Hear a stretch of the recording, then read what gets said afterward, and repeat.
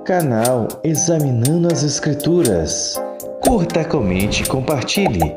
Bom, esse é um dos temas mais polêmicos, delicados e difíceis da Escritura. Se o cristão deve consumir bebida alcoólica ou não, mesmo que seja com moderação, em pequenas quantidades. Bom, primeiro devemos ir para as Escrituras e ver o que elas dizem a esse respeito. Fica claro que a embriaguez é terminantemente proibida, tanto no Antigo quanto no Novo Testamento. Você vê vários textos de Provérbios categorizando como pecado a embriaguez. Provérbios, por exemplo, 23:31 diz: não olhes para o vinho quando este se mostra vermelho. Diz também: ai daqueles que se demoram no vinho, que se demoram muito tempo no vinho. No Novo Testamento nós temos Gálatas capítulo 5, dizendo que a embriaguez é uma obra da carne, é pecado. Romanos 13, e o versículo clássico de Efésios 5,18, dizendo: não embriagueis com vinho que há dissolução, né? Porque o embriagar vai levar à dissolução, à devassidão. Então, nesse sentido, é proibido a embriaguez, ela não cabe ao cristão embotar os seus sentimentos e assim perder seus reflexos, sua razão, protagonizando cenas escandalosas e atos pecaminosos.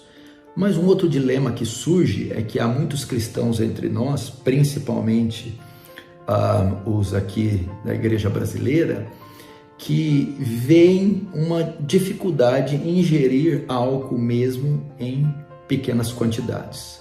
Nós temos uma classe que consome com moderação e outra que não consome de maneira nenhuma. As palavras mais usadas para vinho é oinos e en. Tanto alguns léxicos quanto dicionários hebraicos traduzem essas palavras como bebida misturada, vinho misturado, mostrando assim que essas bebidas das épocas antigas tinham baixíssimo teor alcoólico, entre 2% e 4%, porque a maioria dos vinhos consumidos eram fervidos primeiro, ou alguns vinhos eram misturados com água. Então o vinho fervido, obviamente, evaporava grande parte do álcool, deixando ele com teor alcoólico muito baixo. E o vinho misturado com água, a mesma coisa, ele era diluído, fazendo com que o teor alcoólico diminuísse bastante. De modo que alguém, para se embriagar, ele teria que tomar grandes quantidades. Sim, havia embriaguez, a bebida era alcoólica de fato, tanto no Antigo quanto no Novo Testamento. Mas o teor alcoólico era muito baixo. Por isso que o ai vai para aquele que se demorava muito tempo no vinho. Ou seja, para ficar bêbado, ele tinha que se demorar a beber em grande quantidade. Isso, dessa forma, mostrando dessa forma que a bebida que eles consumiam na época de Jesus não é a mesma bebida que nós consumimos. Na época ainda não havia sido criada a bebida destilada. Foi 1.200 anos depois de Cristo que se cria a destilaria, né? Onde as bebidas alcoólicas vão passar por uma mudança drástica. E aquilo que era 2 a 4% do vinho diluído, 2 a 4% teor alcoólico, e nas fermentações o máximo que podia atingir é 14%, com a bebida destilada nós chegamos a 40% de teor alcoólico, por exemplo, nos uísques, e algumas bebidas chega até 70% de teor alcoólico, mostrando que não é a mesma bebida que nós consumimos. Desse modo, as bebidas alcoólicas consumidas hoje, com esse altíssimo teor, uma pequena quantidade pode fazer com que haja alguma alteração, pode embotar os nossos sentidos e levar à embriaguez. De modo que parece que 1 copo ou 2 de cerveja já é suficiente para você ser pego no bafômetro. Então, a relação com bebidas que têm um altíssimo teor alcoólico dessa forma, nos dias de hoje, se torna perigosa, porque qual é o limite de cada um entre o apreciar com moderação e a embriaguez, visto que se tratam de bebidas riquíssimas em álcool. Então você começa a ter uma relação muito arriscada com esse tipo de bebidas. Mas eu gostaria de colocar alguns pontos e dar um conselho defendendo a abstenção total de bebida alcoólica.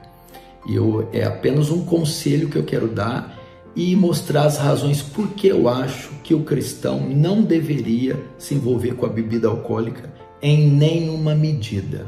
Esse é o primeiro ponto que eu gostaria de considerar. É que nós, na nossa nação, vivemos em um contexto de uma igreja majoritariamente abstêmia, que vê a relação com a bebida alcoólica algo pecaminoso. E Paulo vai dizer para que eu respeite a consciência do irmão mais fraco. E se eu fizer qualquer coisa que escandalize a consciência do meu irmão, eu estou pecando e levando ele ao pecado. Paulo fala isso no contexto de comer carne sacrificada a ídolo. E ele diz que por causa do meu irmão, nunca mais eu comerei carne. Então, nesse sentido, a ingestão de bebida alcoólica por parte de alguns irmãos pode levar esses irmãos a escandalizarem.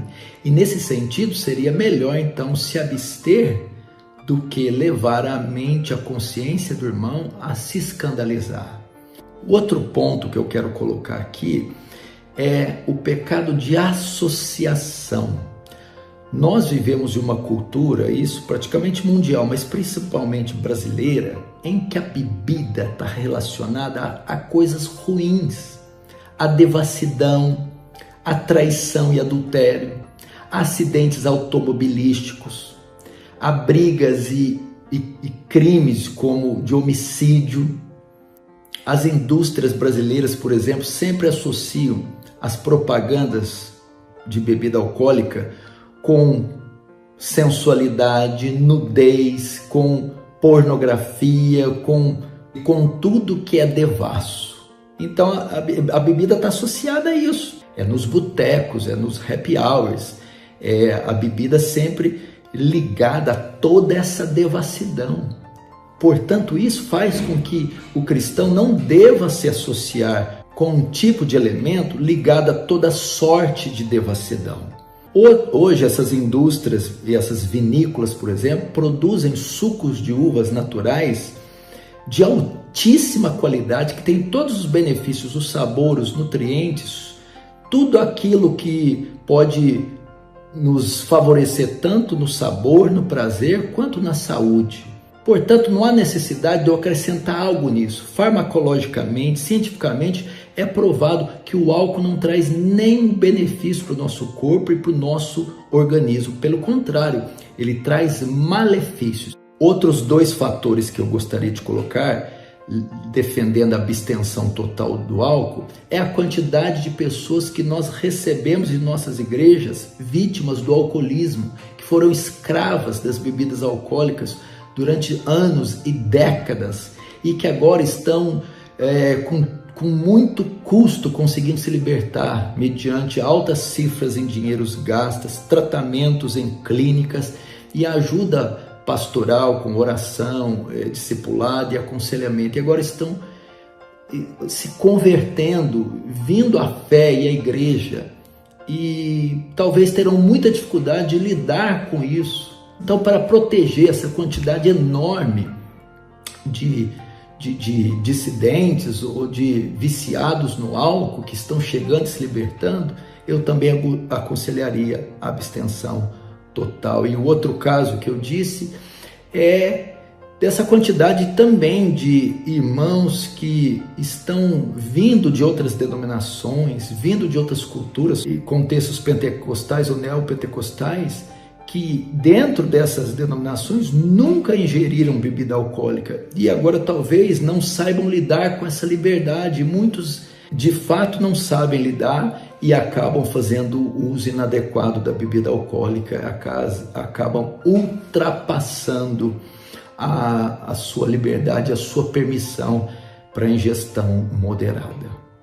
Nesse sentido, eu queria aconselhar os irmãos, novamente, é um conselho meu que eu dou a você. Eu respeito os irmãos, os pastores amigos meus, que têm uma posição diferente, têm respaldo bíblico para isso. São exemplos na sociedade, são exemplos de homens, pastores e pregadores, mas eu prefiro dar esse conselho, levando em conta o nosso contexto cultural e os tempos difíceis, urgentes, os quais nós vivemos. Deus nos chama para lucidez, para sobriedade e para não vivermos em teias perigosas de tentação. Por fim, que isso fique a encargo da consciência de cada um, levando em conta tudo que foi falado, levando em conta os registros tanto do Antigo quanto do Novo Testamento e levando em conta o bom senso. Eu não preciso de um versículo específico proibindo uma prática necessariamente para que eu entenda ela como proibida. Eu levo em conta também o bom senso, eu levo em conta as mudanças culturais, sociais, industriais. Tudo isso deve ser considerado para se proibir alguma coisa. Então, levando em conta toda essa evolução histórica, social, cultural, industrial, eu entendo que hoje na nossa cultura, a cultura brasileira, seria melhor se os cristãos se abstivessem, ficassem longe de qualquer tipo e qualquer quantidade de bebida alcoólica. Esse é meu conselho, faça bom uso dele. Deus abençoe, um grande abraço.